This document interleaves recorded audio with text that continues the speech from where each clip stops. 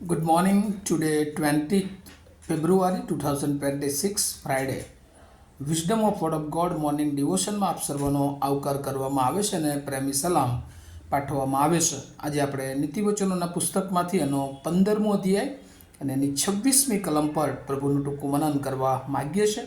નીતિવચનો 15મો અધ્યાય અને એની 26મી કલમ, અને પ્રભુનું વચન આપણને આ પ્રમાણે કહે છે: દુષ્ટની યોજનાઓથી યહોવા કંટાળે છે, પણ પવિત્રોના બોલ સુખદાયક છે.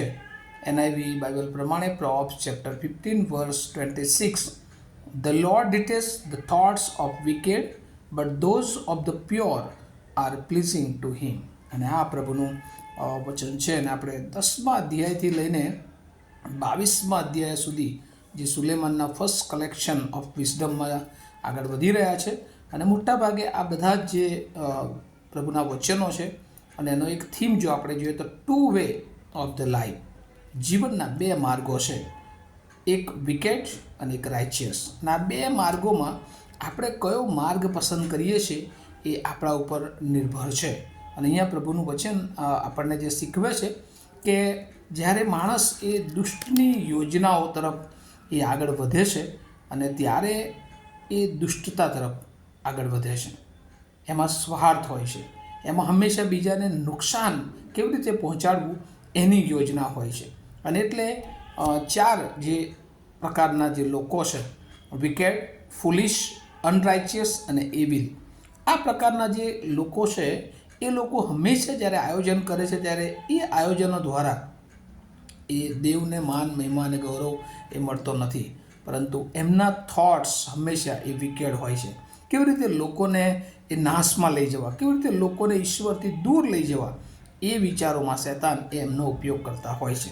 પણ બીજી તરફ લખવામાં આવ્યું છે એ પ્રમાણે કે પવિત્રોની યોજના, જે લોકો ઈશ્વરની ઓળખમાં છે, જે જ્ઞાની છે, પ્યોર, વાઇઝ, ગોડલી, રાઇચિયસ, એ લોકો એ હંમેશા કહે છે કે ઈશ્વરને એ સુખ અથવા તો આનંદ તરફ દોરી જતા હોય છે.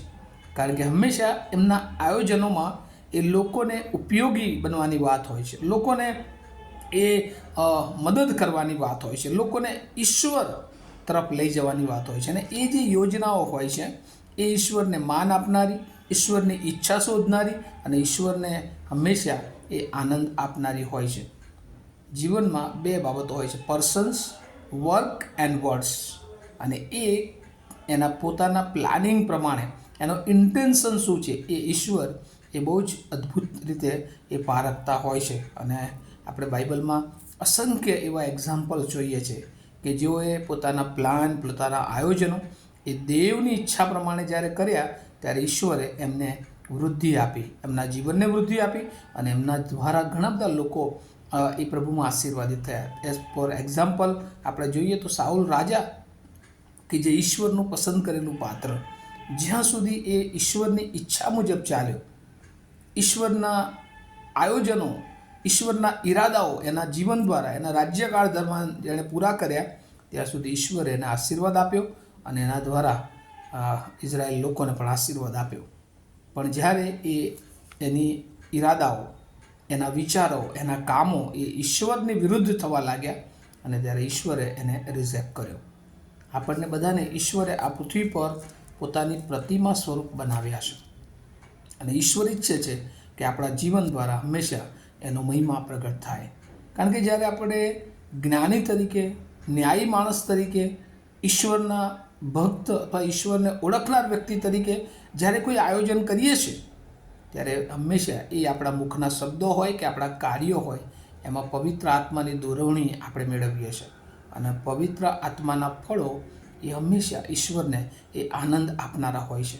અને એટલે વાલાઓ, આ લેન્ટના દિવસો, જ્હોન વેસ્લી પ્રમાણે 15 ફેબ્રુઆરીથી માર્ચ 15 સુધી આત્મિક જાગૃતિના દિવસો પ્રભુએ એ આપણને આપ્યા છે. અને આ દિવસોમાં આપણે આપણા જીવનને તપાસીએ કે આપણા જે આયોજનો છે, આપણા જે પ્લાનિંગ છે, આપણા જે વિચારો છે, આપણા જે કામો છે, એ આપણા શબ્દો છે, શું એ ઈશ્વરને આનંદ આપનારા છે કે પછી ઈશ્વરથી દૂર લઈ જનારા છે?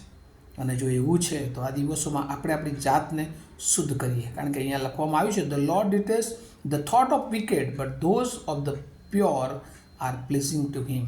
અને આજનો એક વચન જો થીમમાં કહેવું હોય તો પ્લાન્સ પ્લીઝિંગ ટુ ગોડ. યોજના જે દેવને આનંદ આપનારી હોય એ ઈશ્વર એ યોજનાઓને એ આશીર્વાદિત કરે છે.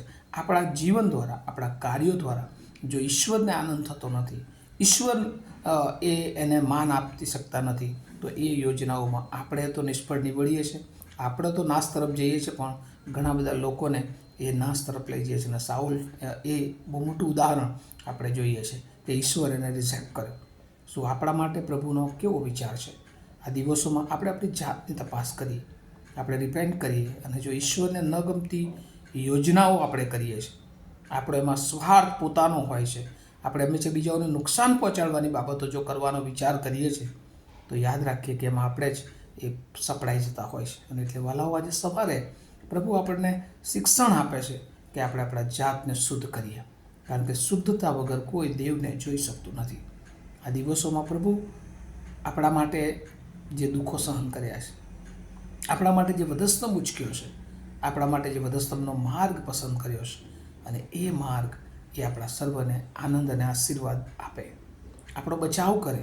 પણ ઘણી બધી વાર આપણે ચૂકી જઈએ છીએ, કેમ કે આપણા જીવનોમાં હજુ પણ આપણે એ ઈશ્વરને ન ગમતી બાબતોને સ્થાન આપીએ છીએ, એવા પ્લાનિંગ કરીએ, એવું આયોજન કરીએ છીએ.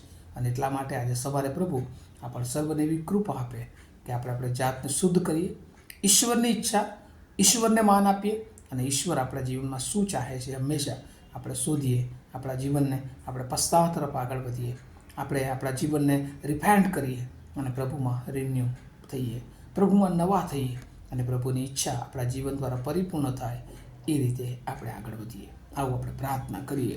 અમારા જીવંત અને દયાળુ ઈશ્વર, અમે બહુ આભાર માનીએ છીએ. સમયે સમયે પ્રભુ તમે અમને જે શિક્ષણ આપો છો, આજે પ્રભુ તમે અમને શિક્ષણ આપ્યું કે ઘણી બધી વાર અમારી યોજનાઓ એ તમને દુઃખ પહોંચાડનારી હોય છે. ઘણી બધી વાર અમારા આયોજનો એ પ્રભુ અમારી જાતને, અમારા કુટુંબને, અમારી મંડળીને, અમારા સમાજને તમારાથી દૂર લઈ જનારા હોય છે, નુકસાન પહોંચાડનારા હોય છે. પ્રભુ, એમાં જો અમે કોઈક રીતે સામેલ છીએ તો અમને માફ કરો. વ્યક્તિગત રીતે પ્રભુ અમારો સંબંધ એ તમારી સાથે શુદ્ધતાથી જોડાય, અને તમારી ઈચ્છા અને તમારી યોજના પ્રમાણે, જેમ પ્રભુ તમારા શિષ્યો તમારી ઈચ્છાની યોજનામાં ચાલ્યા, જેમ પ્રભુ તમારા સેવકો બાઇબલમાં અમે જોઈએ છે કે બધું છોડીને પ્રભુ તમારી પાસે આવ્યા, અમે પ્રભુ આ જીવનમાં અમારી ઈચ્છા નહીં પણ તમારી ઈચ્છા પૂરી કરનારા બનીએ એવી કૃપા માગતા અમે સગળા મારા જીવનો તમારા હાથમાં સોંપીએ છીએ. આજના દિવસને માટે તમારી કૃપા, બળ અને સામર્થ્ય માગતા મારી પ્રાર્થના ઈસુ પ્રભુના નામમાં સાંભળો, તેનો સ્વીકાર કરો. આમીન. Sorry. Have a nice day to all of you. Thank you.